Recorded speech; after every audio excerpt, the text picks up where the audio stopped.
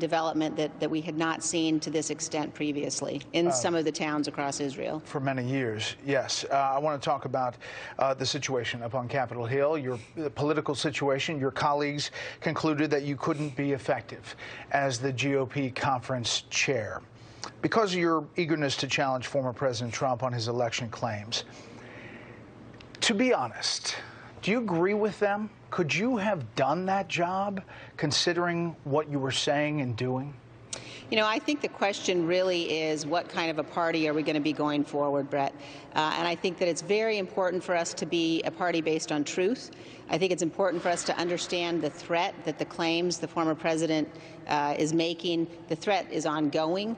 I think we know that the kinds of language we've heard from him has caused violence in the past. And there's clearly an attempt to unravel the democracy, if you will, by focusing on challenging the legitimacy of the election, moving us away from abandoning the rule of law. And so I think that for us as Republicans, you know, we have a huge set of issues we've got to be able to defeat the Democrats over. And we've got a huge set of policies we've got to be able to implement. We have to get people to vote for us. And we can't do that if we are a party that's based on a foundation of lies. I think what the former president's doing is dangerous. But you and your colleagues, for at least in part, were elected to block the Biden agenda, which Republicans believe is too far left and could lead to other things. Aren't they correct to claim that your focus on the election and President Trump was somehow not going to get them to that goal? No, I think that's actually wrong, Bret. I think if you look at where we've been since the election, since January 6th, we've had a real focus on making sure people understand that the Biden policies are dangerous. If you look at the impact for the people of Wyoming, banning oil and gas leases on public lands is really dangerous. It's really heartless.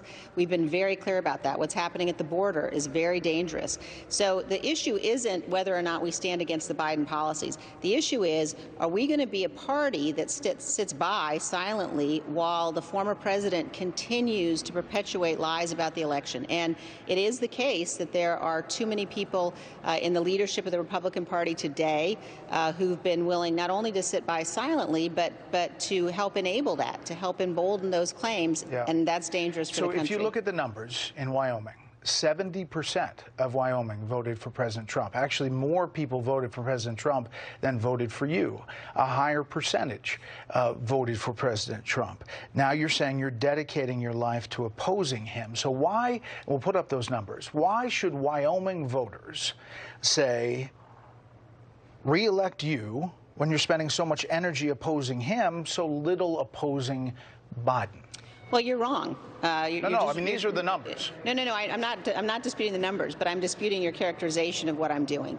I think it's really important for us to be as strong as possible in defeating the Biden policies. We cannot do that if we enable a lie. We cannot do that if we fail to learn the lessons from the 2020 election.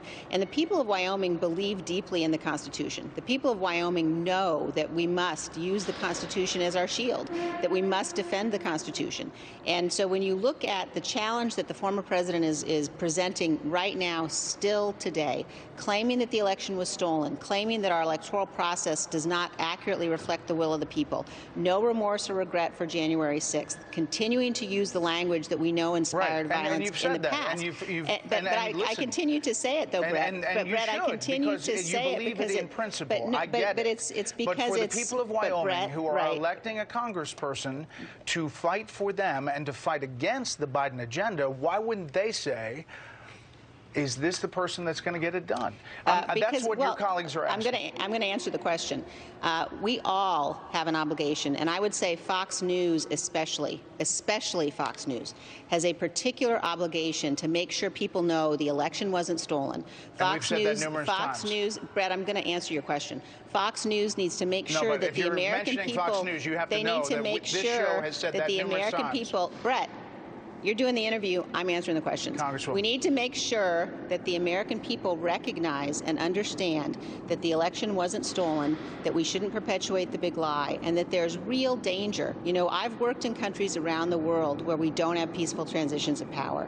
And all of us who are elected officials have got to make sure that we obey and abide by the oath that we swore to the Constitution. I understand. And the peaceful transition of power is key to that. Now, if you're asking me about my constituents believe firmly in the rule of law. They believe firmly in the Constitution. They know that we do not swear allegiance to any individual. Okay, And that let me ask you this. Crucially important. And you've made this point. I'm going to make another point. It's crucially important if we want to be able to defeat the really bad Biden policies.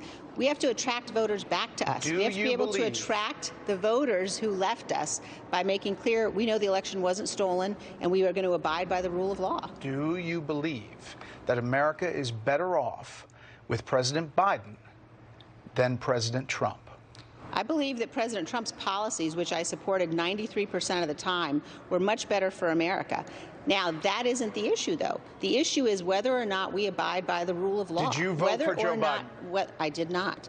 And I would not vote for a Democrat ever. The issue is whether or not we are going to stand up for the rule of law and stand up for the Constitution. That is above partisanship. It's above politics. And I think that Americans across Wyoming and across the country know we have to be a party of truth. We've got to be a party that stands for substance. We have to be a party of Reagan that looks at a strong national defense, low taxes, limited government. We have to be about ideas, not about a cult of personality to one man who launched a violent attack on the Capitol and who continues to say the election was stolen. I'm going to read you a tweet. Here it is. Republicans deserve leadership that represents